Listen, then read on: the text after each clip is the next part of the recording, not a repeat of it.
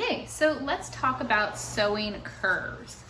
The next step is to sew this long rectangle called side, and we're gonna sew it all the way around the pattern piece called front and back. And you got two of them, so one will go on the bottom and one will be sewn on the top. This pattern piece was cut on the fold, so you can see the pattern piece only goes halfway, but the piece that you cut out should actually be long enough to go the entire way. Before I pull out the pattern piece, I just want to examine our pattern pieces and measure them and see if I can help explain why sewing curves can be a bit of a challenge. Okay, so what we're gonna do, we're gonna sew this sew line right here is gonna be sewn to this sew line right here, stopping at the halfway point.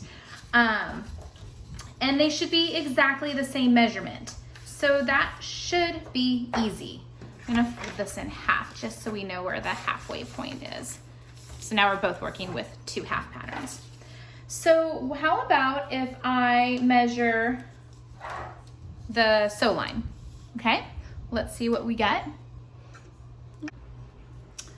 Okay, so I'm gonna measure the sew line along this pattern.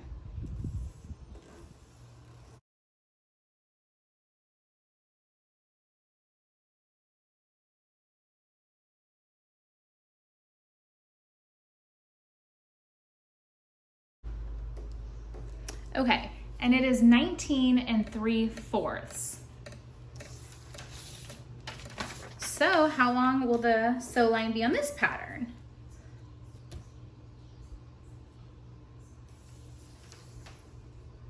It is also 19 3/4. So that's great. That should be really easy to sew two seams that are the same length. Why is that a problem? The problem is the curve. And this is how I like to explain it in the classroom. Okay, so if we have, let's say we have a circle right here, and you can assign any length of the circle. Maybe I could actually measure it, but for argument's sake, let's just say if I measure it, it's 5 inches, okay? So what if I added seam allowance around? We'll make that a different color. So let's say I add some seam allowance around my circle. Is the purple line, if I were to measure it, would that also be 5 inches? Or would it be longer? So it's a bigger circle. It's longer. The circumference is going to be a larger number than the red circle, okay? So what happens is that when you take your fabric and you sew it together, a lot of people are accustomed to just lining up the raw edges. But if you line up the raw edges are, they're not gonna match. So I can measure this right now. I'm gonna tell you this this measurement around the raw edge is gonna be longer than this one. So if this one is 19 3/4, if I just drop right down, it's also 19 3/4. That's easy. But if I measure this guy,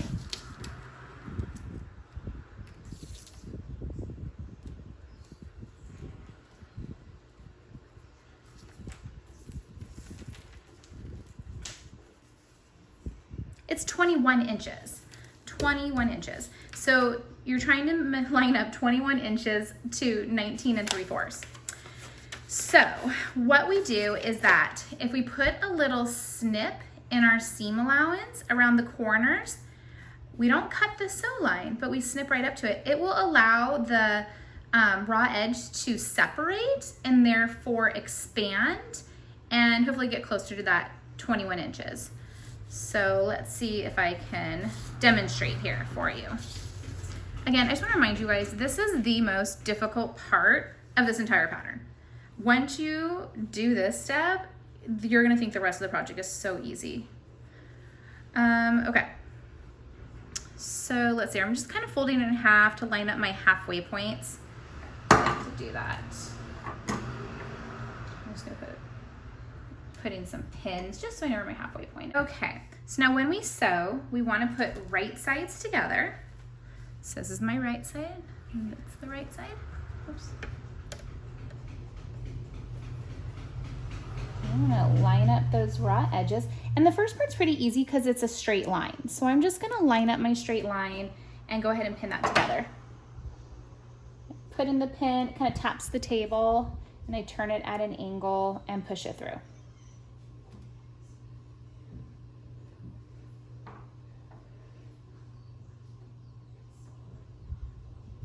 Okay.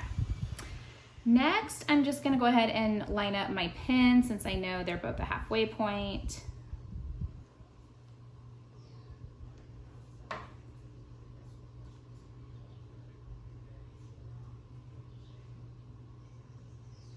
Okay. And then I'll also do the other side as well. Okay.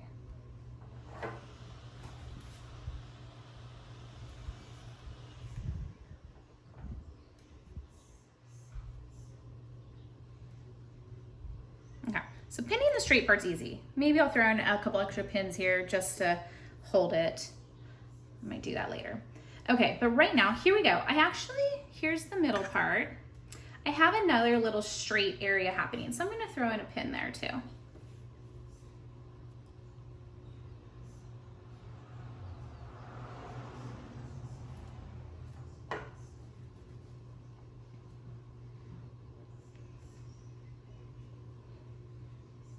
Okay, now, if you remember, our sew line on this rectangle is the same length as the sew line on the curved piece, but the seam allowance is less because with having a curve, you just have a larger seam allowance. It's kind of weird.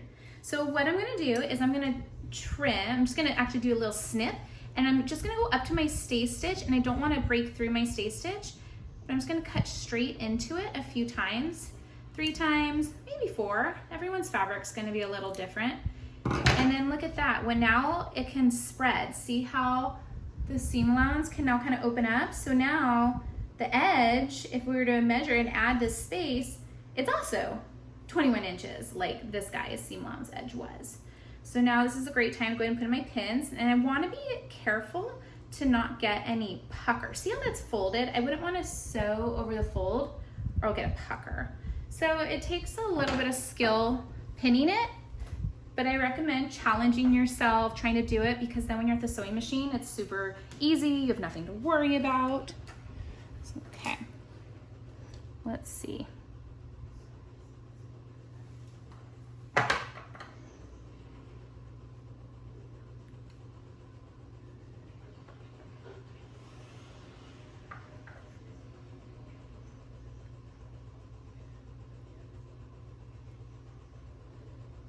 Okay.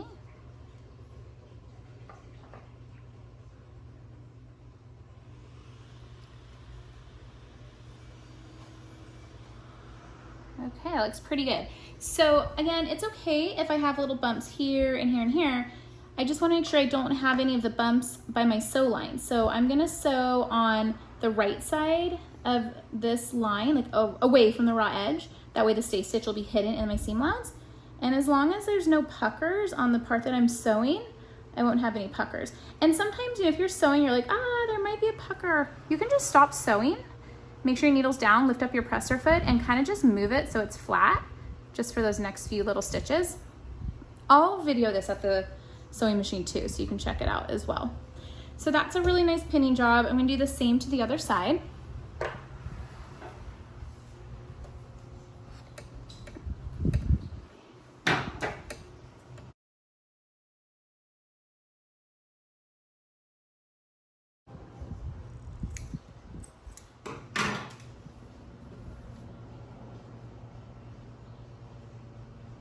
Ooh, that one lays so flat. I guess I gave it an extra snip, maybe that's why.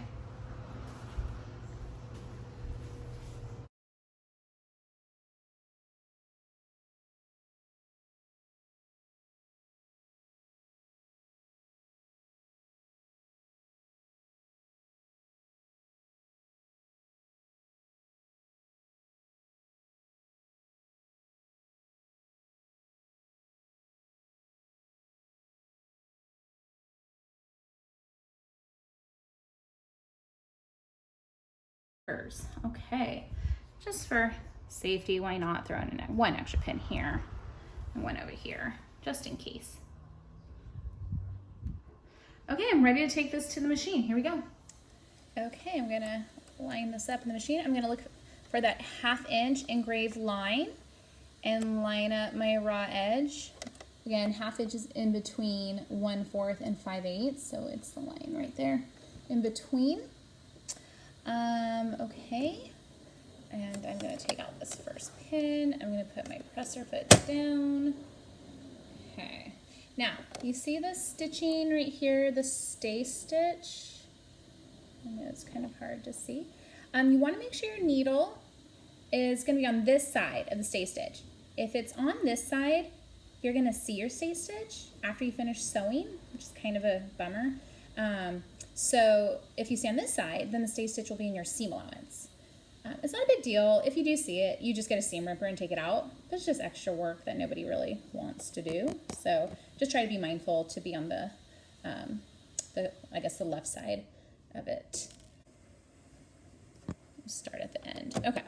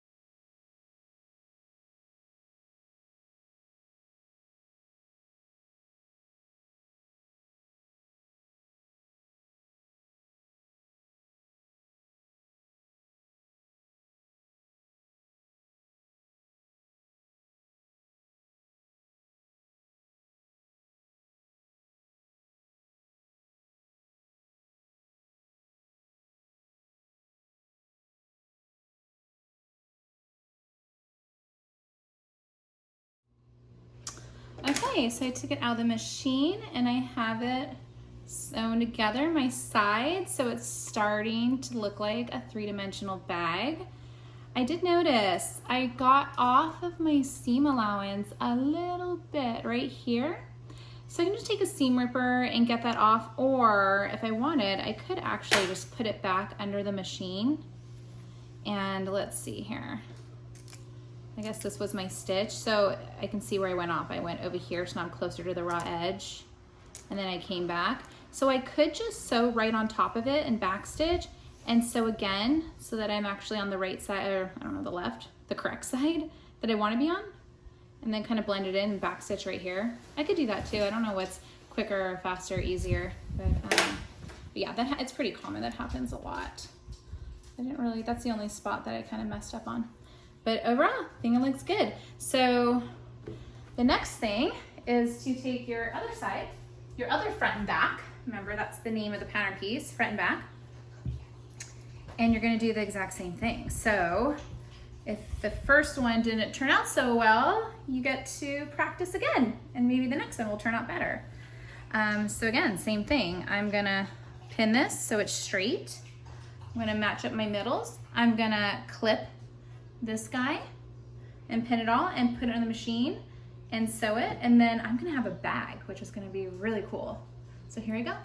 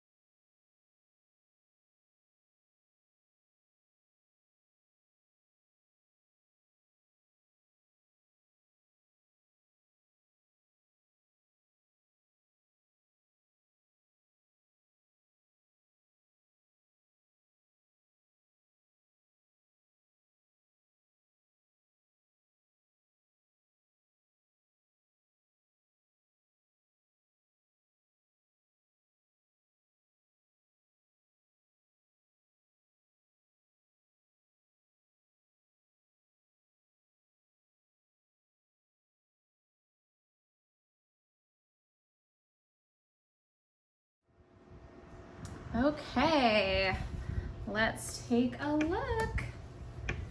Does it look like a bag?